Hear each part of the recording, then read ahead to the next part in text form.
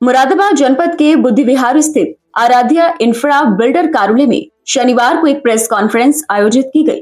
इस दौरान कंपनी की डायरेक्टर आभा चौधरी ने मुरादाबाद जीएसटी विभाग द्वारा उनकी कंपनी को भेजे गए 72 लाख रुपए के नोटिस को पूरी तरह गलत और निराधार बताया। आभा चौधरी ने कहा कि हमने प्लॉट बेचे हैं, न कि कॉमर्शियल फ्लैट। जीएसटी केवल कॉमर्शियल प्रॉपर्टी पर लागू होती है, लेकिन अधिकारियों को शायद खुद ही नियमों की सही जानकारी नहीं है। यह नोटिस पूरी तरह से दुर्भावनापूर्ण है। उन्होंने ये भी आरोप लगाया कि यह कार्रवाई एक राजनीतिक साजिश के तहत की गई है।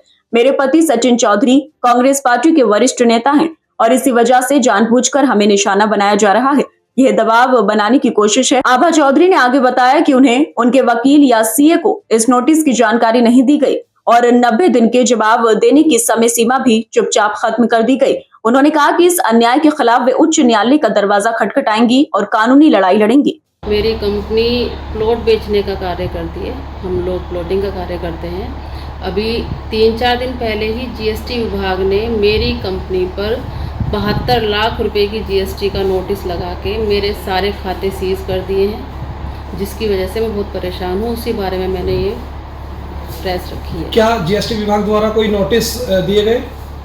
नहीं, पहले से मुझसे कोई बात नहीं की गई है इस बारे में। ना मुझे कोई मेल आया है उनका, ना फ़ोन किया गया, ना मेरे ऑफिस से कोई जानकारी ली गई। उन्होंने पता नहीं किस बिहाफ पर ये नोटिस जो है मेरी कंपनी पर लगा दिया है। अभी कुछ दिन पहले मैंने बैंक में एक चेक क्लियर होने के लिए भेजा था अपने कुछ काम के लिए, तो वहाँ मुझे बैंक मैनेजर ने बताया कि आपका जो खाता है वो सीज कर दिया गया है और आप इसमें से कुछ भी विड्रॉल नहीं कर सकती हैं। पहले जीएसटी विभाग जो है अपनी रिकवरी करेगा, उसके बाद में कोई पैसा दिया जाएगा। तो विभाग द्वारा कितनी रिकवरी, कितने कीमत की रिकवरी के लिए कहा गया है? 72 लाख रुपए की रिकवरी का नोटिस आया है और जो उन्होंने नोटिस दिया है उसके अंतर्गत जो प्लॉट की बिक्री है वो जीएसटी के दायरे में नहीं आती है। पता नहीं किस तरीके से उन्होंने बिना जाने पूछे ये चीज़ें मेरे साथ में कर दी हैं। मैं समझ नहीं पा रही हूँ, मैं खुद हैरान और परेशान हूँ। कुछ भी नहीं दिखाया गया है उसमें। उन्होंने पता नहीं किस वजह से ये मेरे साथ में कार्रवाई की है, मैं खुद नहीं समझ पा रही हूँ। मेरी कंपनी लगातार सभी तरह के टैक्सेस पे करती है और किसी भी तरह के टैक्स के दायरे में हम नहीं आते हैं। जो प्रोडक्ट मेरी कंपनी बेच रही है वो जीएसटी के दायरे में नहीं आता है और मुझे लग रहा है कि शायद अपनी ही नियमावली ये लोग नहीं पढ़ पाए हैं। तो मैं इन अधिकारी महोदय से यही कहना चाहूँगी कि इस तरह के नोटिस भेजकर मुझे परेशान ना करें और इससे मुझे बाहर निकालें। आभा जी, क्या जीएसटी विभाग की इसके रिगार्डिंग मेरी किसी से बात नहीं हुई है। मेरे पास ना किसी का फ़ोन आया है, ना कोई मेल आया है, ना और किसी तरह का संपर्क मुझसे किया गया है।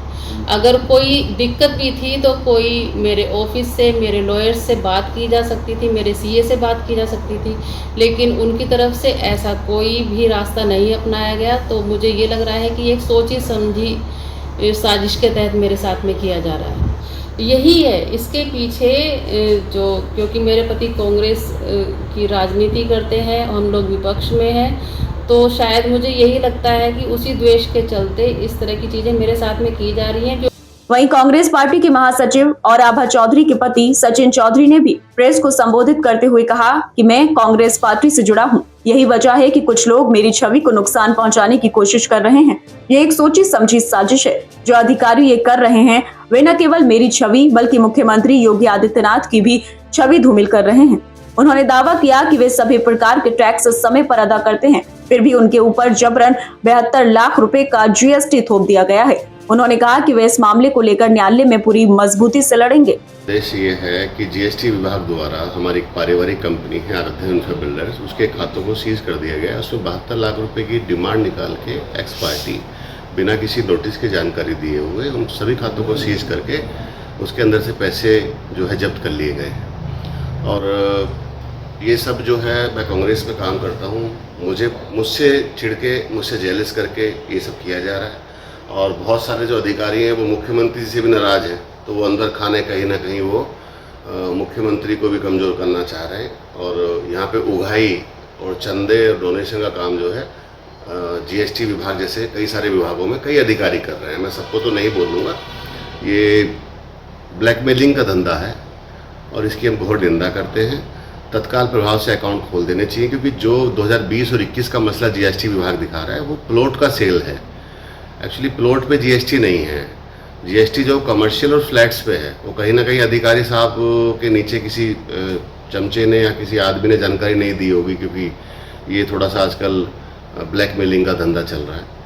तो मेरा ये कहना है कि इसे करिए। अब इनके पास 90 दिन की अपील का टाइम भी निकाल दिया है उन्होंने, वो भी नहीं दिया है। अब कंपनी हाई कोर्ट जाएगी, ये लोग हाई कोर्ट जाएंगे और लड़ाई लड़ेंगे। और ऐसे अधिकारियों को मैं कहना भी चाहता हूँ कि 72 लाख रुपए जो ये अधिकारी हैं जिन्होंने ये डिमांड दी है, अगर उनके 72 लाख रुपए कोई निकाल ले खाते से, उनको पता लग जाएगा, दिमाग ठीक हो जाएगा 2 मिनट के अंदर।